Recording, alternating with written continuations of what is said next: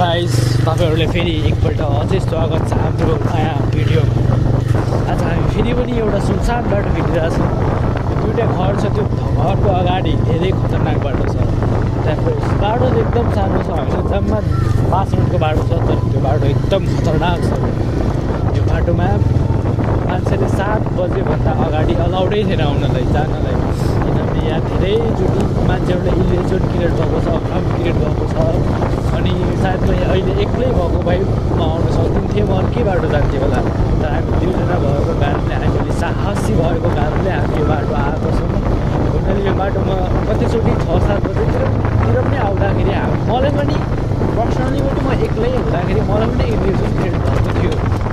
यो साँच्ची हो, साँच्चीमा मलाई क्रिएट भएको थियो। अनि अहिले 10 बजिरहेको छ, होइन। मान्छेहरूले कुनै यस्तो हुन्छ नि त, होइन, काम गर्ने मान्छेहरू। अनि हाम्रो गाउँको पनि कुनै काम गर्ने मान्छेहरू हुन्छ, जसको छुट्टी 8 बजेतिर हुन्छ फ्याक्ट्रीमा, होइन, आउँदा 10 बज्छ। अनि केही बाटो आउनु लाग्दा उसलाई धेरै गाह्रो हुन्छ क्या, आउन पनि सक्दैन।